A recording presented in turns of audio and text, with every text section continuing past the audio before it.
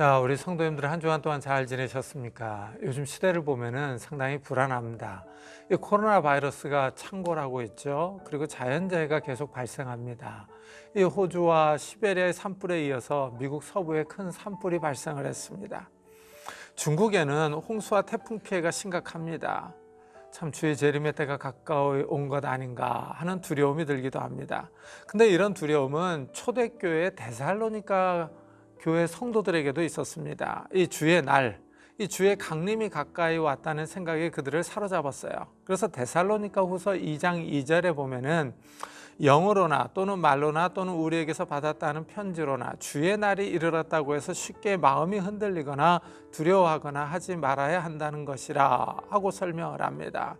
이 데살로니가 교회 성도들이 두려워하는 이유는 주의 날이 가까워 왔다라는 거죠. 주의 날이 임하기 전에 환란이 있고 주의 날에 이제 심판이 있기 때문입니다. 이 주의 날은 구약에서 여호와의 날이죠. 이 여호와의 날은 여호와께서 분노하시는 심판의 날입니다. 그래서 멸망이 있습니다. 이래서 데살로니가 교인들이 흔들리고 있습니다. 이 불안해하고 공포심을 갖고 있어요. 이 데살로니가 교회 성도들은 종말에 대한 교훈을 알고 있었거든요. 그러니까 이제 여기에 대해서 사도 바울이 이 목회적인 관심을 갖고 이 주의 재림 전에 이 반드시 일어나야 할 일들이 있다라고 설명을 해주기를 시작을 합니다. 그래서 데살로니가 후서 2장 3절에 보면은 누가 어떻게 해도 너희가 미혹되지 말라. 먼저 배교하는 일이 있고 저 불법의 사람 곧 멸망의 아들이 나타나기 전에는 그 날이 이르지 아니하리니 하고 설명을 합니다. 그러니까 예수님의 재림 전에는 반드시 두 가지 사건이 일어난다는 거예요. 첫째가 배교고 두 번째가 이 불법의 사람이 나타날 것을 말하고 있습니다. 이 바울은 먼저 미혹되지 말라 그러죠. 그러니까 아무도 너희를 속이지 못하게 하라, 유혹하지 못하게 하라, 이런 의미입니다. 근데 이런 그 바울의 교훈은 예수님이 그 종말론 강화에서도 말씀을 하셨어요. 예수님께서 종말론 강화를 할 때 제일 먼저 하신 말씀이 이 사람의 미혹을 받지 않도록 주의하라, 이렇게 말씀을 하셨죠. 마태복음 24장 4절에 나옵니다. 그러더니 예수님께서 많은 사람이 내 이름으로 와서 이르되 나는 그리스도라 하여 많은 사람을 미혹하리라 하셨습니다. 그러니까 거짓 그리스도가 많이 출현해서 사람을 미혹한다는 겁니다. 또한 거짓 선지자가 출현할 것을 얘기를 해요. 거짓 선지자가 많이 일어나 많은 사람을 미혹하겠으며 하셨습니다. 그래서 예수님은 종말의 현상으로 이 거짓 메시아와 거짓 선지자들이 많이 나올 것을 예고를 했죠. 이 특별히 예수님께서 말씀하신 것들 중에 보니까 많이라고 하는 표현에 주목을 해야 돼요. 많은 사람이 내 이름으로 와서 많은 사람을 미혹하리라. 거짓 선지자가 많이 일어나 많은 사람을 미혹한다 그러죠. 이 많은이라고 하는 이 표현이 상당히 인상적입니다. 그러니까 예수님은 이 종말로 갈수록 이 거짓 교리가 판을 칠 것을 예언하고 계시죠. 이래서 미혹되지 말라고 하십니다. 이것을 보면 건전한 성경 말씀을 배우는 거예요. 이게 복이죠. 복입니다. 사도 바울은 주님의 재림 전에 먼저 있을 일이 배교라고 그러죠. 이 배교는 정치적으로는 충성심이 변하는 것을 뜻해요. 그러니까 반역이죠, 반역. 종교적으로는 이제 배교, 변절, 이런 의미를 갖고 있습니다. 그렇다면 여기서 이제 누가 변절하는가 하는 질문이 나올 수 있습니다. 문맥을 따라 읽어보면 여기서는 믿음을 가진 사람들이 배교하는 것입니다. 이 주의 날이 이르렀다고 동요하는 사람들을 언급했기 때문이죠. 이 사도 바울은 디모데에게 후일에 미혹하는 영과 귀신의 가르침을 따라 믿음에서 떠나는 사람들이 있을 것을 경고했습니다. 또한 이게 배교가 넓은 의미로는 모든 사람들에게도 해당이 될 수 있습니다. 왜냐하면 계속 읽어보면은 거짓을 믿는 사람들이 있기 때문이죠. 그리고 진리를 믿지 않고 불의를 좋아하는 사람들이 있습니다. 그래서 이 배교가 또 모든 사람들에게도 해당이 될 수 있습니다. 그 다음에 둘째는 이제 불법의 사람이 출현한다는 거예요. 이 불법의 사람은 다른 사본에는 보면 죄의 사람으로 나오기도 합니다. 이 불법이라고 하는 거예요. 이 불법은 법이 있는데도 지키지 않는 사람이에요. 법을 무시하는 사람이죠. 이 불법의 사람은 다시 멸망의 아들로 설명이 됩니다. 이 불법의 사람이 나타나야 주의 재림이 가깝다 하고 말씀을 하고 있어요. 그렇다면은 이 불법의 사람이 누군가라는 질문이 또 던져집니다. 일단 사탄, 마귀는 아닙니다. 왜냐하면 불법의 사람이라고 했기 때문이죠. 그리고 이 불법의 사람은 멸망의 아들이다라고 했기 때문입니다. 그리고 이 불법의 사람은 이제 사탄의 후원을 받는 사람의 사탄의 활동을 따라 이루어지는 사람이죠. 어떤 학자들은 이 불법의 사람이 사도 요한이 말한 적그리스도이다라고 또 적그리스도와 동일시하기도 합니다. 요한일서 2장 18절에 보면은 아이들아 지금은 마지막 때라 적그리스도가 오리라는 말을 너희가 들은 것과 같이 지금도 많은 적그리스도가 일어났으니 그러므로 우리가 마지막 때인 줄 아노라 그러죠. 그러니까 사도 요한은 지금 적그리스도가 많이 있다 그래요. 그러니까 초대교회 당시죠. 이 초대교회 당시에 많은 적그리스도가 활동하고 있다 이렇게 얘기를 합니다. 그러니까 이 사도 요한의 이 증언을 보면은 사도 바울이 말한 불법의 사람과는 좀 구분이 됩니다. 왜냐하면 이 불법의 사람은 주의 재림 전에 나타날 종말론적인 사람이기 때문이죠. 사도 바울이 이 불법의 사람을 더 자세하게 설명을 합니다. 그는 대적하는 자라 신이라고 불리는 모든 것과 숭배함을 받는 것에 대항하여 그 후에 자기를 높이고 하나님의 성전에 앉아 자기를 하나님이라고 내세우느니라. 첫째, 이 불법의 사람은 대적하는 자죠. 하나님을 반대하는 자입니다. 두 번째, 불법의 사람은 자기를 높이는 사람의 아주 교만한 사람이죠. 이 신이라고 불리는 모든 존재보다 자신이 뛰어나다 이렇게 생각을 하는 사람입니다. 세 번째는 자신을 신이라고 여기는 사람이 성전에 앉아서 하나님 행세를 하는 사람입니다. 근데 여기서 이 하나님의 성전이 이제 실제 성전을 의미하는지 아니면 교회를 의미하는지에 대해서 이 논쟁이 있습니다. 이 하나님의 성전을 미래의 예루살렘에 지어질 성전으로 해석하는 견해가 있습니다. 그래서 불법의 사람이 예루살렘 성전에 앉아서 자신을 하나님이라고 주장할 것이라는 거예요. 그러니까 막강한 권력을 잡고 있는 사람이 출현할 것을 뜻한다 이렇게 해석을 하는 사람들이 있어요. 여기에 대한 또 반론이 있습니다. 이 성전이라고 하는 말이에요. 이게 헬라어 나오스인데 이게 데살로니가 후서를 제외하고 신약에서 9번 사용되거든요. 근데 이 9번의 거의 대부분이 그리스도 혹은 교회를 가르치는 데 사용이 돼요. 그래서 이 바울은 성도들을 하나님의 성전이라고 부르는 모습을 볼 수 있거든요. 이래서 이 하나님의 성전이 교회를 의미한다. 이렇게 또 해석을 하기도 합니다. 이 교회로 해석을 하면은 배교가 일어날 것과 잘 맞습니다. 그래서 이 교회로 보는 것이 더 가능성이 있습니다. 하지만 또 이 바울이 다른 본문에서 이 성전을 성도들을 가르치는데 사용해서도 성전이라고 하는 것은 그 자체 그 의미가 있지 않습니까? 이 성전이라고 하는 자체의 그 의미. 그래서 문자적인 의미를 가질 수 있습니다. 따라서 이것은 미래에 일어날 일이기 때문에 가능성을 열어두는 게 좋다고 생각을 합니다. 그렇다면 이제 불법의 사람이 구체적으로 누구를 지칭하느냐 하는 거예요. 여기에 대해서는 이제 학자들이 계속 논란이 있었어요. 첫째, 시리아 왕 안티오쿠스 에피파네스다. 이 사람은 이제 BC 175년에서 164년에 활동했던 사람인데 이 에피파네스라고 하는 이름 자체가 신의 현년을 의미를 해요. 이 사람이 예루살렘 성소를 파괴를 했던 사람이죠. 그 다음에 두 번째는 로마 장군 폼페이우스다. 이 사람이 지성소에 들어갔던 사람이거든요. 세 번째는 로마의 칼리굴라 황제다. 이 사람이 예루살렘에 자신의 조각상을 세우려고 시도를 했었거든요. 이래서 어떤 사람들은 로마 황제가 불법의 사람이다 라고 해석하기도 합니다. 이 영어 성경 흠정역에 나오는 서문을 보면 아주 재밌습니다. 이 죄의 사람을 언급하는데 이 죄의 사람을 교황으로 해석을 하고 있기 때문입니다. 이런 해석은 웨스터민스터 신앙고백서에서 더 선명하게 나타나요. 주 예수 그리스도 밖에는 교회의 머리가 없다. 로마의 교황도 어떠한 의미에서라도 교회의 머리가 될 수 없다. 오히려 그는 적그리스도의 죄의 사람이요 멸망의 아들이요 교회에서 그리스도에 대항하여 자신을 높이며 하나님을 회방하는 자이다 하고 언급을 합니다. 이 웨스터민스터 신앙고백은 이 교황을 적그리스도, 죄의 사람, 불법의 사람, 멸망의 아들로 해석을 하고 있는 이런 모습을 볼 수가 있습니다.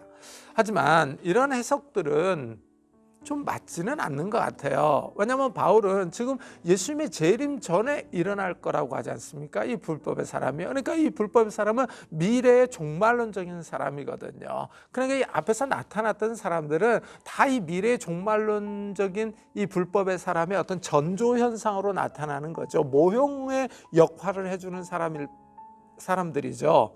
그래서 이 불법의 사람은 종말론적인 사람으로서 이 스스로를 높이는 아주 교만한 사람이에요. 불경건한 사람입니다. 근데 이런 사람은 구약에서 보면 예들이 나타나요. 바벨론 왕과 두로 왕을 들 수가 있어요. 이 바벨론 왕이 이 자기 자신을 아주 높입니다. 그래서 이렇게 얘기를 해요. 내가 하늘에 올라 하늘의 무별 위에 내 자리를 높이리라. 내가 북극 지폐의 산 위에 앉으리라. 가장 높은 구름에 올라가 지극히 높은 이와 같아지리라. 그러니까 이 바벨론 왕이 자기 자신을 높여서 신과 같은 위치에 올라갈 것이다. 이렇게 얘기를 하는 모습을 볼 수 있죠. 이 두로 왕 역시 마찬가지입니다. 나는 신이라. 내가 하나님의 자리 곧 바다 가운데 앉아 있다. 이렇게 얘기를 합니다. 그러니까 이 두로 왕과 바벨론 왕을 보면은 교만한 거죠. 이 권력을 잡고 이 권세를 잡고 있으니까 교만해지는 거죠. 근데 이제 바울은 미래 이런 종말론적인 인물이 와서 권력을 잡고서 자기 자신을 신으로 여길 것이라고 예언을 하고 있는 거예요. 그러니까 곧 권력을 신격화시키는 이런 인물이 올 것이다. 이렇게 예언을 하고 있는 겁니다. 주의 재림 전에 불법의 사람이 먼저 나타날 것이에요. 이것을 보면은 주의 재림이 정말 가까이 왔다라는 것을 알 수 있죠.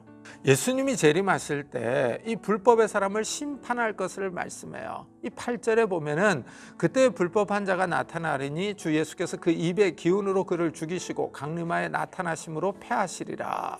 이 불법한 자는 종말론적인 인물로서 예수님의 재림 때까지 활동할 것입니다. 예수님이 재림하실 때 입의 기운으로 그를 죽인다. 이렇게 말씀을 하고 있거든요. 이것을 보면은 요한계시록의 그 짐승, 바다에서 나오는 짐승을 연상하게 하죠. 이 바다에 산 짐승이 나옵니다. 이 사탄이 짐승에게 큰 권세를 줘요. 그러니까 이 짐승이 이 권력을 잡고서 성도들을 핍박하며 나라들을 다스릴 권세를 잡습니다. 하나님을 비방하는 신성 모독죄를 짓죠. 자, 이렇게 이 짐승이 큰 권력을 잡고 있을 때 예수님이 백마를 타고 임하셔서 짐승과 땅의 왕들의 군사를 치실 것을 말씀을 하죠. 그래서 요한계시록 19장 15절에 보면 그의 입에서 예리한 검이 나오니 그것으로 만국을 치겠고 하고 설명을 합니다. 이래서 예수님이 짐승을 잡아 유황 불못에 던져 넣습니다. 이것을 보면은 이 불법의 사람은 요한계시록의 짐승일 가능성이 높습니다. 근데 이렇게 이제 불법의 사람이 나올 것을 예언하면서 이 사도 바울은 아직 나타나지 않았다 이거예요. 불법의 사람은 나타날 때가 있다라고 말을 합니다. 너희는 지금 그로 하여금 그의 때에 나타나게 하려 하여 막는 것이 있는 것을 아나니. 그러니까 이 불법의 사람이 나타나지 못하도록 아직 막는 것이 있다고 그러죠. 막는 것. 그래서 이 불법의 사람은 자기 때에 나타날 거예요. 아직 그 때가 되지 않았다는 겁니다.